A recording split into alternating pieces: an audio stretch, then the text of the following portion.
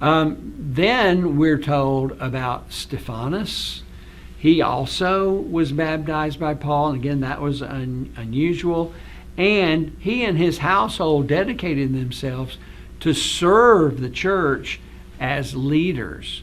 So he appears to be doing something like being a pastor of the church in Corinth. Isn't that amazing? All this information. And then there's Gaius. He's also baptized by Paul. And Paul references that the whole church in Corinth was sometimes hosted by him. So he must have been wealthy. He must have had a big, huge house. And so that even though they're meeting most of the time in homes, occasionally the whole church in the city is coming together at Gaius's house. And then we have Erastus. Erastus was the director of public works for the Roman government for the whole city of Corinth. That's rather astonishing. We have a very prominent government leader who is a follower of Jesus, and most likely is the same Erastus who is later sent with Timothy to go check on the churches in Macedonia.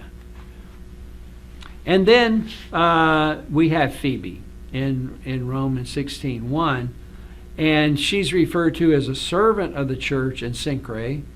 Again, the word church is really, tied in with ministry and all those kinds of things. So whether or not this is a formal title, probably wasn't. The fact is, she's doing the functions of leadership in the church by serving. And Paul says she is a hostess to many. Now, a lot of our translations say a help to many, but the word probably is a reference to she's hosting in her house. Quite likely a church then, a house church, but also maybe Christians traveling through, and parts of the ministry team coming through can go there and stay with Phoebe. Again, just a tremendous way of helping. And it sort of points back to what we saw in the ministry of Jesus, that there are certain households and peoples who really support the work by showing hospitality. Well, Romans 16, Paul gives greetings to this long list of people. I think most of the time, we're doing devotional reading. We might skip over chapter 16, but it is one of the richest places in the New Testament to tell us about what the church actually looked like and what the relationships were and the kinds of people even that were in the church. And there's so many references in this chapter that seem to be talking about groups that might be related to house churches. So, again, we have Priscilla and Aquila established and led house churches in these several cities, it appears, and maybe more, we don't know. And again, knowing how hard it is to, like if Paul doesn't own a home, it's really hard for him to model how somebody else could host and lead a house church in their own home, right? But Priscilla and Aquila could do that because they had their own place and they had a church meeting there. There's no question that there had to be multiple house churches in Rome. But though we don't have any reference that there were metro meetings like we know that happened in Corinth. And that, again, might have been unusual because there was someone who had a big enough house where all the Christians in the city could come. That must have been quite a large place. And so both in Jerusalem and Corinth, we have people meeting in homes and in this larger gathering in Jerusalem in the temple, in Corinth in a home. We don't quite know for sure if that happened in Rome. There's not a real clear reference to it here in Romans 16 at least. But there were groups of believers from the same household that are not addressed as a church.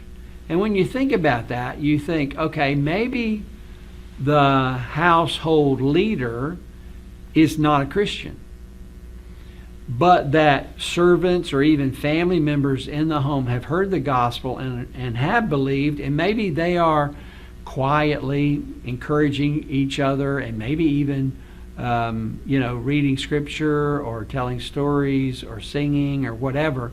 But in this chapter, Paul doesn't refer to them as a church, which is interesting because I think when he knows there's a church meeting at home, he'll actually state it that way. And then it looks like there were some groups that he talks about who are not a household at all or related to a household. So there's maybe groups of friends, possibly some other kinds of groups, but we're already getting the idea. Okay, there's some of these groups and homes that are house churches, and there's some that seem to be they're common in faith, and then there's other groups that might not be related to a house at all. And partly from the names and how these names were used at that time, we see there's all levels of society that are addressed in this chapter. Not only were they in the Church of Rome, but Paul goes out of his way to address them. There are patrons and wealthy people. There are tradesmen, hardworking, we might want to say almost middle-class people. And then there were slaves. There are quite a few names in chapter 16 that really were usually only used by slaves. And all of those people are a part of the church, and they're somehow connected to each other. We also see many, many references in chapter 16 to women. And there's no question from this evidence and others in Paul's writings that women played a significant part of house church life. He refers to them as servant, as patron, as fellow workers, as beloved in the Lord, hard workers, outstanding among the apostles, workers in the Lord. So Paul has all these different descriptions of women and the role that they play in doing ministry in the early church. Women were very active. And this is all quite unusual socially for someone to be writing a letter and even mentioning women. But Paul is mentioning them because they are not just a part of the church, they are contributing by the use of their gifts and their resources to help build the church up. So that raises this issue, and I think it's probably true, and I've seen this in different places. Was it culturally more natural for women to minister effectively in their own homes? This is at home, it's a relaxed location, and women are certainly doing ministry like welcoming people, and if they're providing a meal, which seemed to be common, they may have been cooking, and now they might even be serving food to people as they come. And then again, multiple other things that are mentioned in Romans 16 about how women are contributing. And again, this appears natural. And if you consider all the women that are mentioned as co-workers or partners or fellow workers, obviously women are very active in helping build up these churches. So let's just think a minute about implications for strategy today. I mean, that's one reason we're looking at Paul, mission strategy in Paul, and we see out of this brief survey, and there's we could have gone deeper in a lot of areas, but trying to get through. Implications for strategy today. Well, a person of peace who opens a home provides an identity in the community. And that is true in so many places around the world today. It increases the potential of winning a whole oikos to Christ if someone, a person of peace, invites you in. Now, I think in Jewish villages that was probably a man most of the time. What we have found in some other parts of the world, quite often, it's an older auntie, maybe an older woman in her 50s or 60s, who might still cook for the household. She's not the boss, but she has a lot of influence.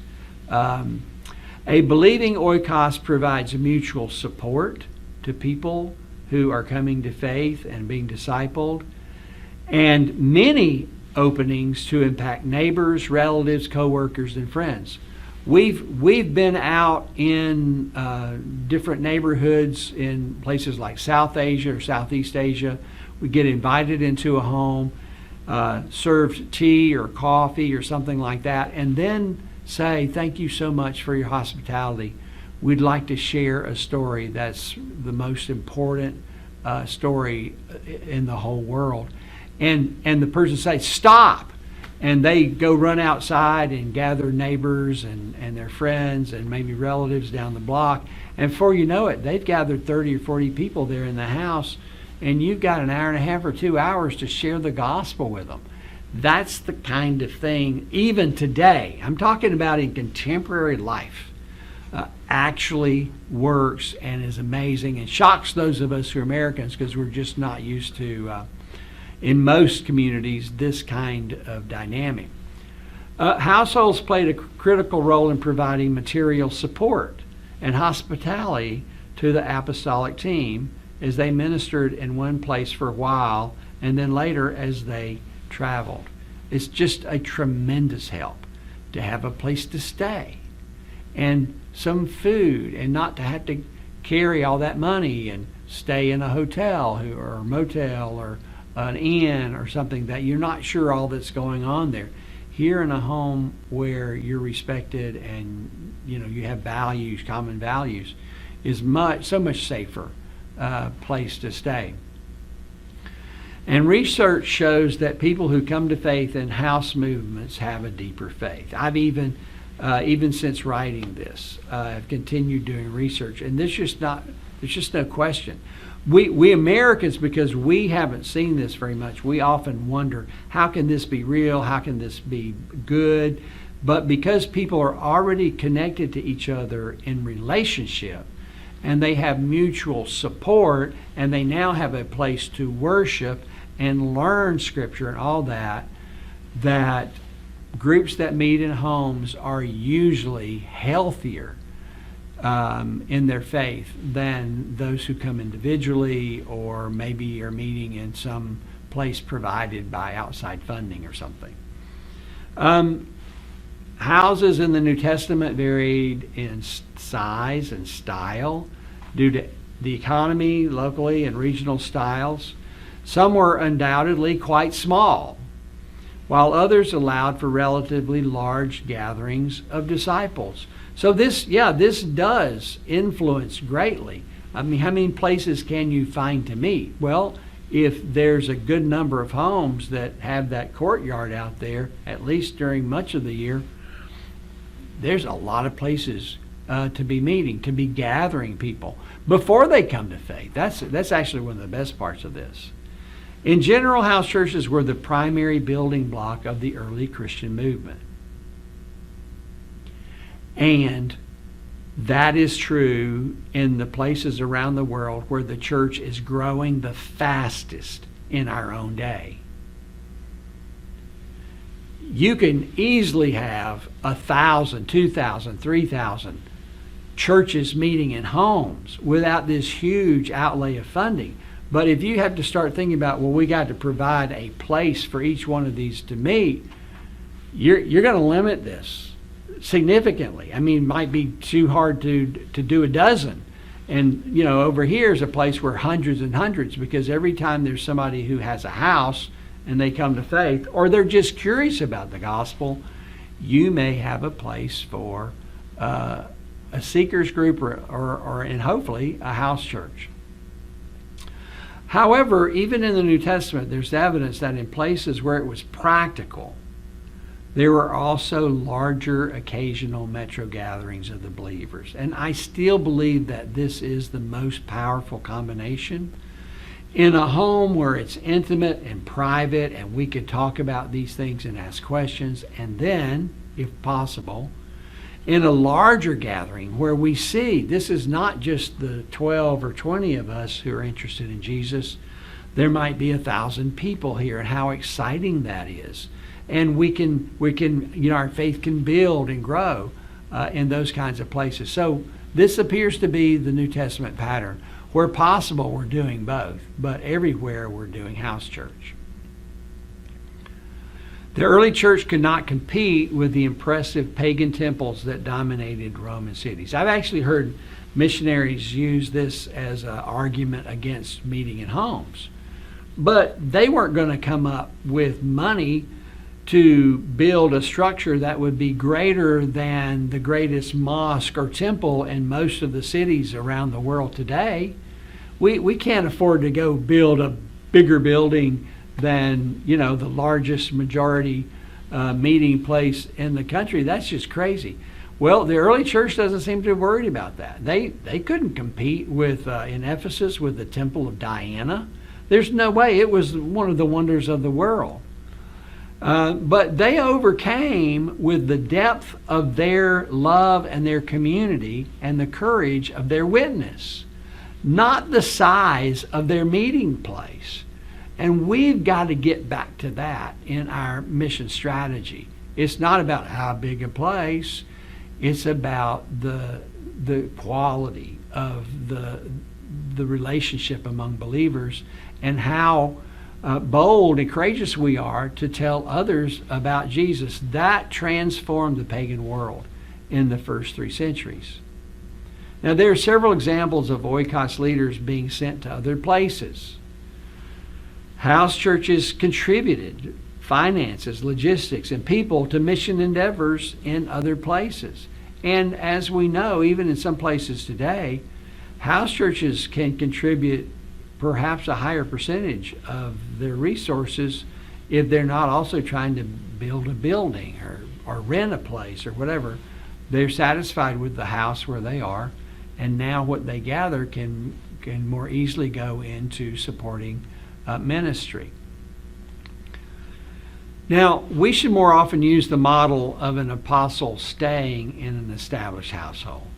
If you're a missionary and you're somewhere, obviously you need a place for your family to live, but let's say that you're traveling to another city or out into a village 3 hours away, and if you have the kind of relationship with that family that you would hope could develop, then stay with them.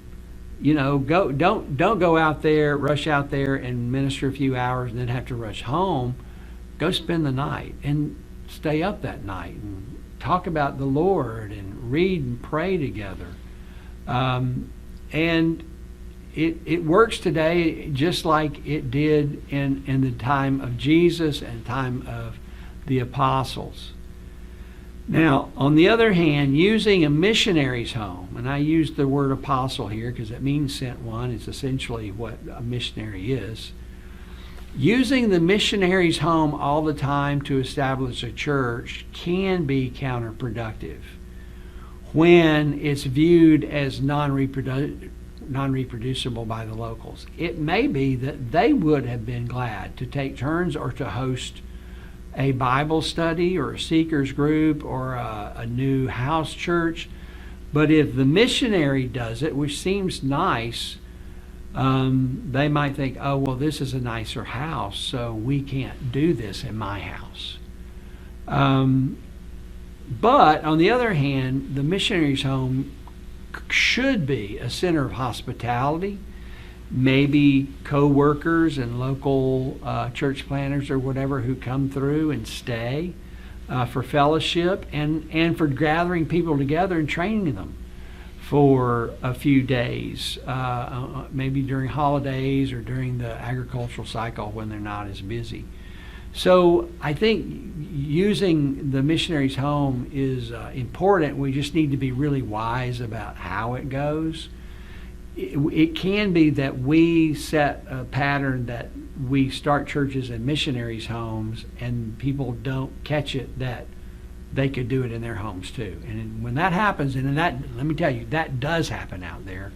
When that happens, that really brings a limit to the ministry and sort of goes against what we've been learning here about oikos in the ministry of the early church.